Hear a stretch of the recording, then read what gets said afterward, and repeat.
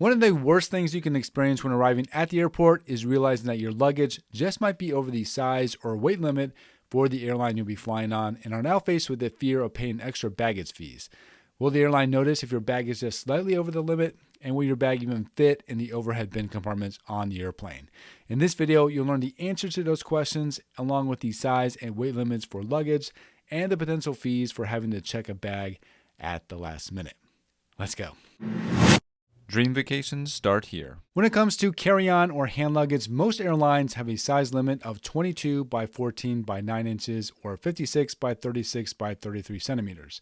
This measurement includes the wheels and the handles of the bag. Now, some airlines have a smaller size limit while others allow for a larger carry-on, so you should always double check the airline's website before you pack for your trip. The weight allowed for a carry-on also varies between airlines. It usually ranges between 22 to 50 pounds. Most major U.S. airlines don't have a weight limit for carry-on luggage except for the budget carriers like Spirit and Frontier, so you may want to invest in a luggage scale like this one to avoid going over the weight limit. With that being said, how do the airlines measure your luggage? Most airlines will have a sizer box near the check-in counters to measure your carry-on or hand luggage. These sizer boxes are essentially a metal frame that will only fit bags in the correct dimensions. Your bag will have to fit in the sizer box to be able to carry your bag on board the airplane. Otherwise, it will have to be checked.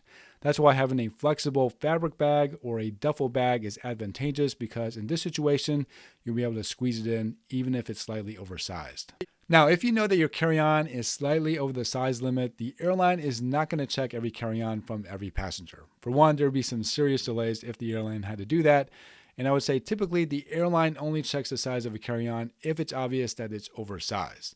And to be honest, one of my carry-ons I use is measured at 23 inches in height, which is an inch over the limit for most airlines, and I've never had any issues carrying it on the airplane or storing it in the overhead bin compartments. Now, that doesn't mean that it will always work. I've noticed that the airlines are usually stricter with lower class passengers, especially budget airlines, and that is because the airline earns more from checked baggage fees, and they are simply trying to make up for the low fare costs. This is especially true in Europe.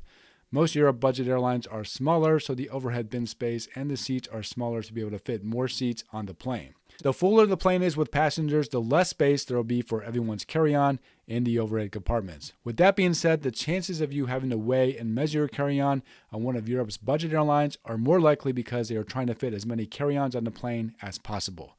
So even if your carry-on meets the size and weight limit, you could be asked to check it if the plane's overhead storage becomes full. What if your checked luggage is 1 or 2 inches over the size limit? Well, checked luggage is measured with a tape measure by the airline. The standard size and weight for a checked bag is 62 linear inches. That's a combination of height, width, and depth, including the wheels and handles, and the standard weight is 50 pounds.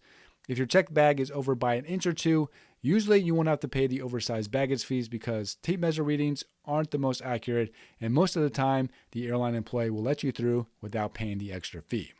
If you find out that your carry-on is over the size limit for the airline you'll be flying on, you'll either have to pay penalty fees or check your bag. Checking your bag means that your carry-on won't be traveling with you, but will instead be sent to the aircraft's luggage hold under the plane, and you'll be able to claim it once the plane lands. The fees for checking your luggage at the gate vary between airlines, but most airlines charge between $30 to $70.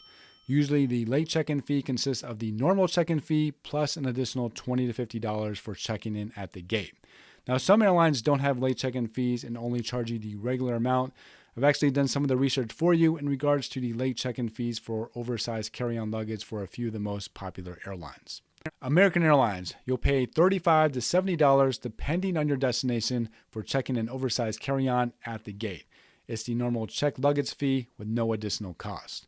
JetBlue, for checking an oversized carry-on at the gate, their fee is $65 if it's your first checked bag and then $180 if it's your second, which is more than their typical checked luggage fee of $35 to $105. Delta Airlines, for checking an oversized carry-on at the gate, you'll just pay their typical checked luggage fee of $35 for the first bag and $45 for the second bag. United Airlines, they charge an additional $25 on top of their normal checked bag fee, which depends on your destination and flight class.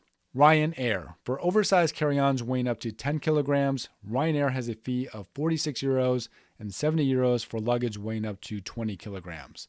This is more than their typical check-in luggage fees, which are 12 to 25 euros and 18 to 50 euros, respectively. If you happen to be looking for luggage for your next flight, I'll have a list of options that are just within the correct size limits, and I'll even have some listed with discount codes that you can take advantage of. So be sure to check those options out, which will be listed down in the video description. And if you have any questions, feel free to post those down in the comment section. Thank you so much for watching, and I hope to see you again in a future video.